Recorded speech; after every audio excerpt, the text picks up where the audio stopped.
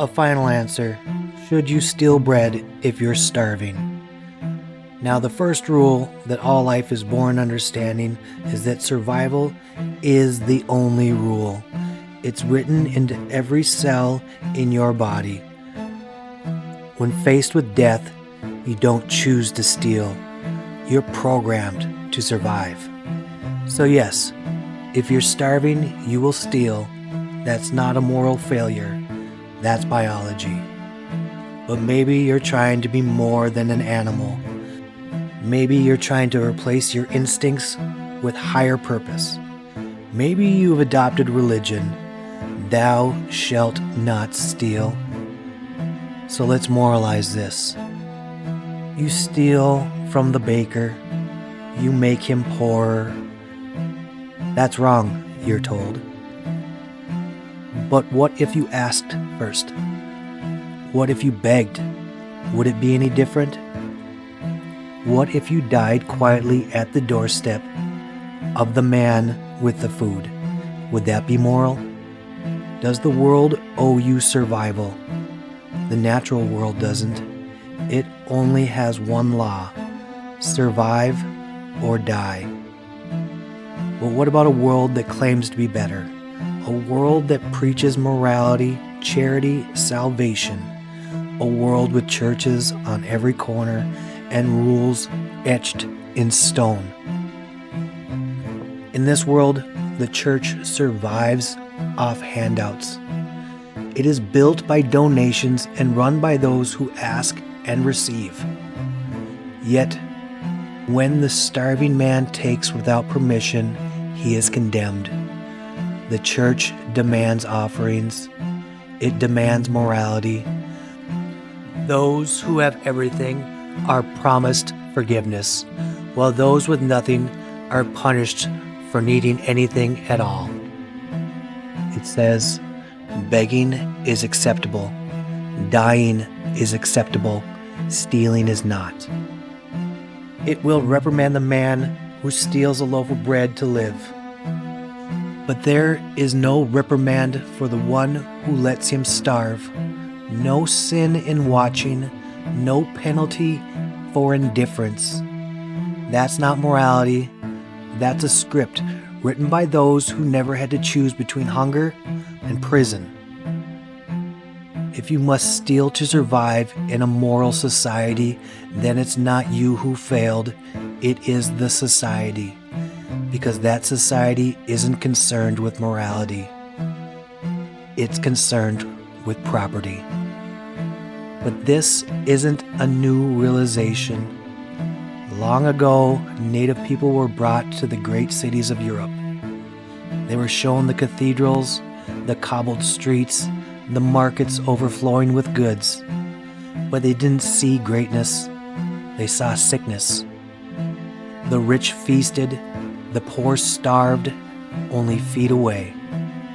And the native visitors asked the question that no one else dared ask. Why don't the poor rise up and take food from the rich? Not in anger, in confusion. Because in their world, letting someone go hungry while you were full was the greatest shame a person could carry. To them, morality was not a list of commandments. It was a bond, a duty, a sacred expectation: protect your fellow man. And what kind of morality lets you watch someone die while quoting scripture? What kind of righteousness demands obedience from the starving, but offers no shame to the full? Let's take it one step further. What do you call it when someone offers to sell you goods for money, but you hand over the payment and receive nothing in return? You call it theft. So if a system offers morality, if it promises meaning, salvation, justice, and you pay in with your donations, your obedience, your very life, but you receive no protection, no mercy, no humanity, then what is that system? It's not moral, it is a thief. It sells righteousness but delivers abandonment. It preaches sacrifice but practices neglect. It takes everything from you and calls it faith. So let's ask the real question, not should you steal if you're starving, but should survival ever require theft? Because in a truly moral system, theft is not a matter of life. It is a matter of greed, and the system sees the difference. A moral society doesn't fear the theft of bread. It fears the theft of life. It does not ask, how do we punish the hungry? It asks, how do we ensure no one else must choose between stealing and dying? Because if you uphold your righteousness while letting others die quietly at your gates, you are not moral. You are merely clean. Clean hands have hidden more blood than any blade has ever shown. In a system where stealing can be necessary for survival, do not judge the man, judge the system. Because survival should not require theft. And when it does, the true crime is not in the act, but in the world that made it necessary. But there is another way, the native way. A way not carved in stone tablets, but woven into the fabric of daily life. A way passed down through story, ceremony, and the sacred act of living in balance. In this way, morality is not about obedience. It is about responsibility. It teaches, take only what you need. Give away what you can. If someone is hungry, feed them. If someone is cold, clothe them.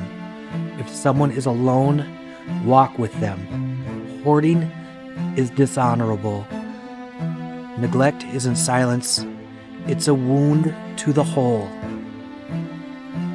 And life is sacred, always. In that world, we can look upon thieves with disgrace, but only if they steal not to live, but to exploit. Only if they prey on the people, not if they are failed by them. We learn to differentiate between the man clawing for survival and the one climbing on the backs of others. Only when we live by these truths can we claim to be moral at all. Only then can we look in the mirror and say, we do not let our people die to protect our laws. We build our laws to protect our people, and that is the only world worth calling just.